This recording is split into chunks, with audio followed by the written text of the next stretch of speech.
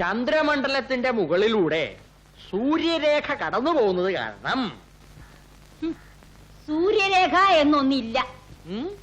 നിന്റെ ജാതകത്തിൽ കാണൂല്ലേ, എരണം കെട്ടതല്ലേ? എന്റെ ജാതകത്തിലുണ്ട് സാറേ. ഇവക്കൊന്നും ഇതൊന്നും അറിഞ്ഞൂടെ, കള്ള കാക്കാത്തി. കൊച്ചു വെളുപ്പാങ്കത്തിന്റെ വായിരിക്കുന്നൊന്നും കേക്കരുത്. ആദിത്യൻ 3-ാം സ്ഥാനത്ത് ഗുലാം ഭരിച്ചിട്ട് തലനീട്ടി നിൽക്കുകയാണ്. ക്ലാവർ ഗുലാനിട്ട് അവനെ വെട്ടി വ്യാഴം നിൽക്കുന്നിടത്തേക്ക് കൊണ്ടുവന്നില്ലെങ്കിൽ നിങ്ങളുടെ ഭാര്യ ഉടനടി മരിച്ചു പോകും.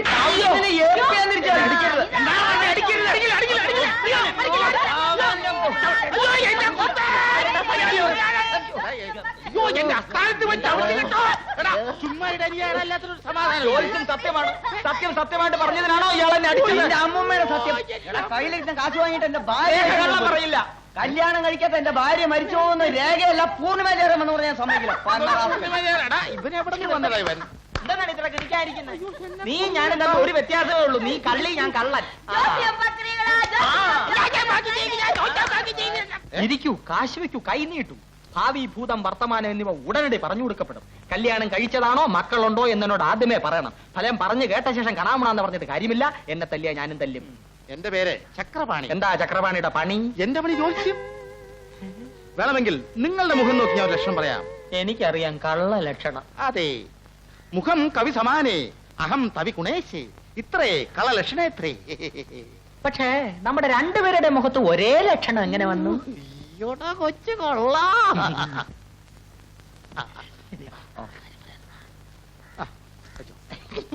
അതെന്ത് പണിയാ?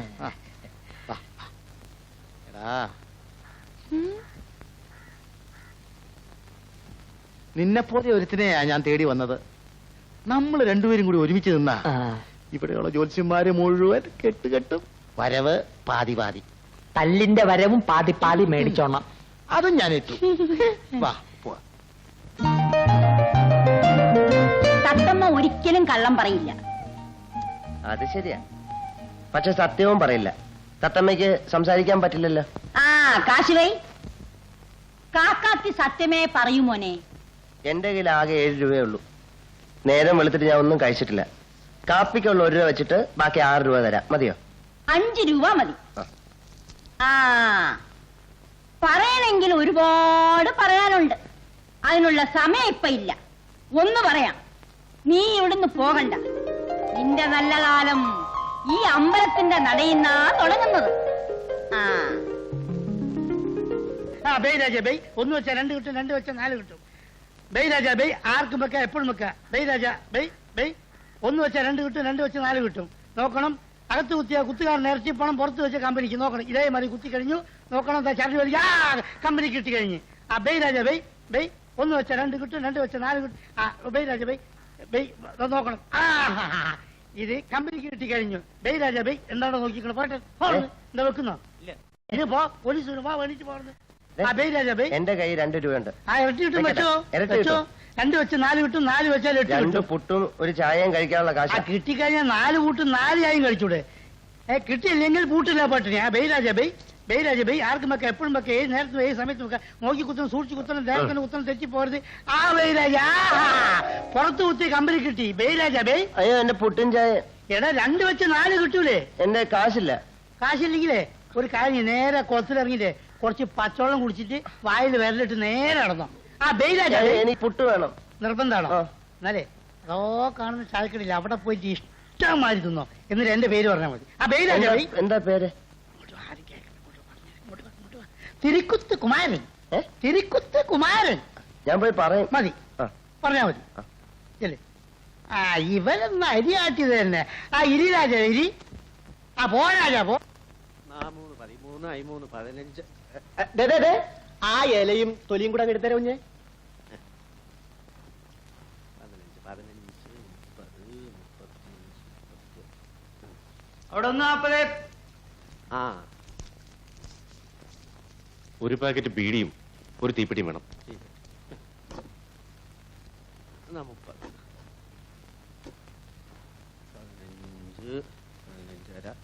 15. നിലവില് ഇവിടുത്തെ പറ്റെന്ന് പറഞ്ഞേ.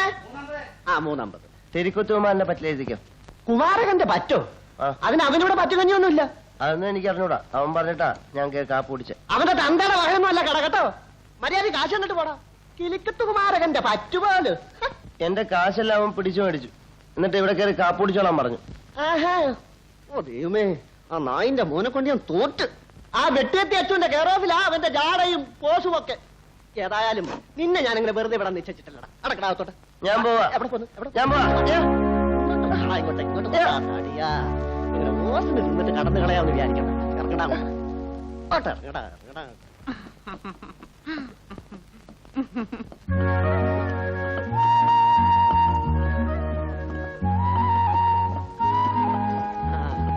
എവിടം വരെ ആയടേ നിന്റെ അരിയാട്ടക്കം? അയ്യേ, എന്തിനാണ് കരയുന്നേ? പാവം. ആ എന്തായാലും നീ കരയുന്നല്ലോ, കുറച്ചുകൂടെ കുനിഞ്ഞിരുന്ന് കര. ആ കണ്ണീരാ മാവിലോട്ട് വീഴട്ടെ. എനിക്കത്ര ഉപ്പെങ്കിലും ലാഭമുണ്ട്. ഉപ്പായോ? കര കര, നിലവിളിച്ചു കര. ഉപ്പ് പോരാ.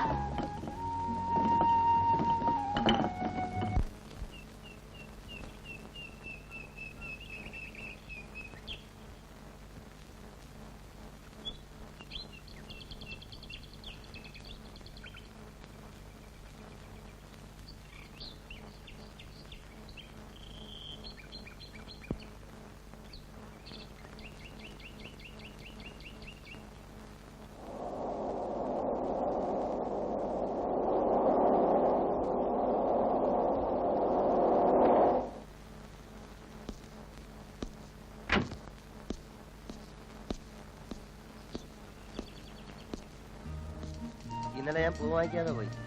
എന്നോട് ക്ഷമിക്കണം. ഇന്നലെ ചേഞ്ച് ഇല്ലായിരുന്നു. 100ന്റെ നോട്ടേ ഉണ്ടായിരുന്നുള്ളൂ. 2 മുഴം പൂതാ. 80 പൈസ.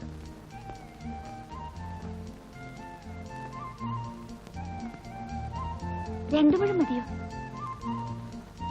അത് സത്യത്തിൽ എനിക്ക് പൂ കൊണ്ടൊരു കാര്യമില്ല.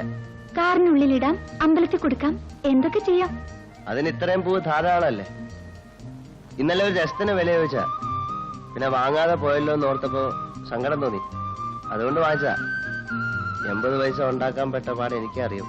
കാറൊക്കെ ഉള്ള ഒരു വലിയ പണക്കാരന് 80 പൈസ കിട്ടാൻ എന്തത്ര പ്രയാസം? അതെന്റെ കയ്യില് കാശ് 100ന്റെ കെട്ടായിട്ടാണ് എന്റെ കയ്യിൽ വരുന്നത്. 100 രൂപ മാറ്റി പൈസ ചില്ലറ തരാൻ പറഞ്ഞ ആരാ തരാ? അതാ പറഞ്ഞ. എവിടുന്നാ ഇത്രയധികം പണം? അത് കച്ചവടം ചെയ്തുണ്ടാക്കിയതാ. എന്ത് കച്ചവടാ ചെയ്യാ? അത് ഏലക്ക ലോറി കണക്കിന് എസ്റ്റേറ്റിൽ നിന്ന് കയറ്റി അയക്കും. അത് പറഞ്ഞപ്പോഴേ ഓർത്ത്, വേഗം പോയി 2 ലോറി ഏലക്ക കയറ്റി അയക്കണം. പോട്ടെ, നാളെ കാണാം.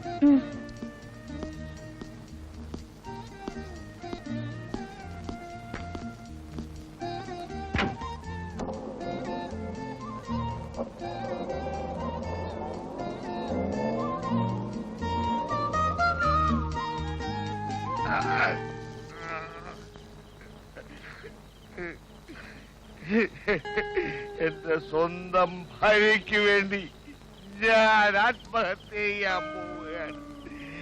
എന്റെ ശവം കാണുമ്പോ നീയും നിന്റെ കാമുകനും പൊട്ടിക്കരയും.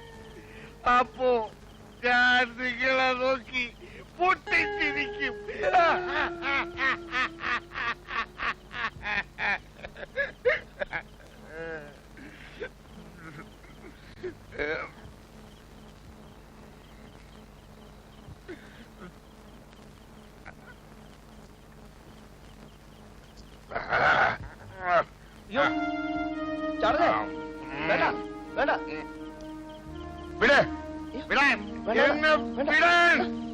എന്നെ ഒന്ന് മരിക്കാൻ അനുവദിക്കും. ഇല്ല, എനിക്ക് ഈ ലോകത്ത് ജീവിക്കണ്ട. ഞാനൊരു ദുഷ്ടനാണ്, മഹാപാവിയാണ്. അത് ചേട്ടനെ കണ്ടപ്പോഴേ തോന്നി.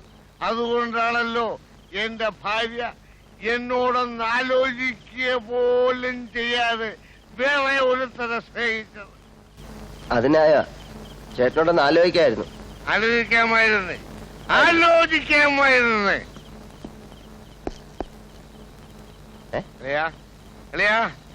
ഇനി ഞാൻ മരിക്കുന്നില്ല.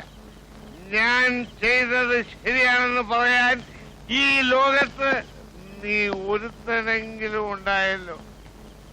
നീ വാ, എന്റെ വീട്ടിലേക്ക് വാ. അളിയ, ഇതാണ് എന്റെ സ്വന്തം വീട്. ഇതാണോ? അളിയൻ പേടിക്കണമെന്നും വേണ്ട. അളിയൻ വാ. അളിയ, വീട് തള്ളിയാ. എന്നെ പിടിക്കണ്ട, എനിക്ക് യാതൊരു കുഴപ്പമില്ല അളിയ. അളിയ, ഇതാണ് എന്റെ ഡൈനിങ് റൂം, ഡ്രോയിങ് റൂം. അത് ഡ്രോയിങ് റൂം.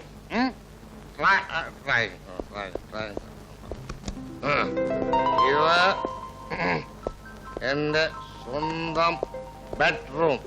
മലയമ്മ ധൈര്യമായിട്ട് വാളിയാ. വാ. ഇത് എന്റെ സ്വന്തം ബെഡ്. ഇത് എന്റെ സ്വന്തം ഭാര്യ.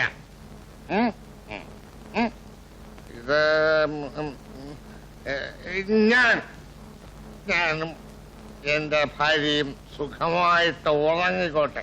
ആരും ശല്യം ചെയ്യരുത്. നമുക്ക് അപ്പുറത്തെ മുറിയിൽ പോയി കിടന്നുറങ്ങാം.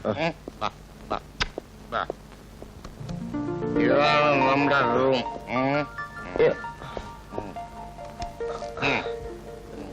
സാറ് സാറല്ല, സ്വന്തം അളിയൻ.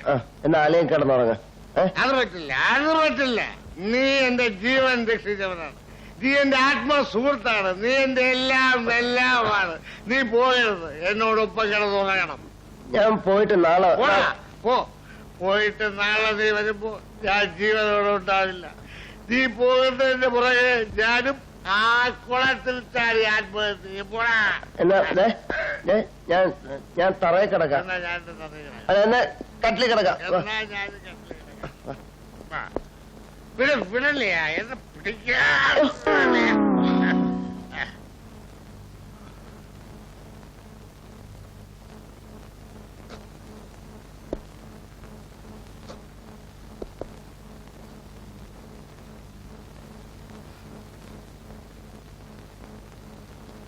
അളിയാ, ഒന്നുമില്ല.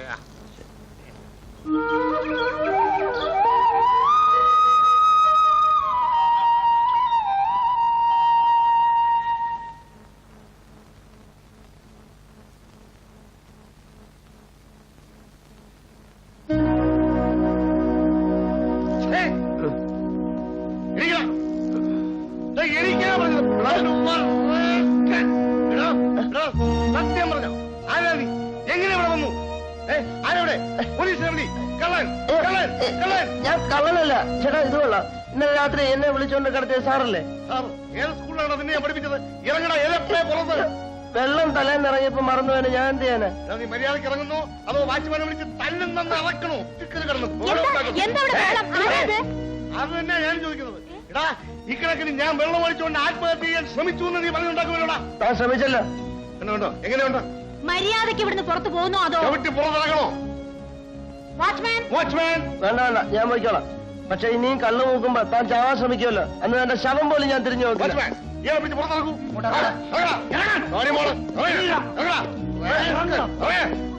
മനുഷ്യന് ഭ്രാന്ത് പിടിച്ചാൽ എന്തോ ചെയ്യും? ബോധവുമില്ല, ബുക്കണവുമില്ല.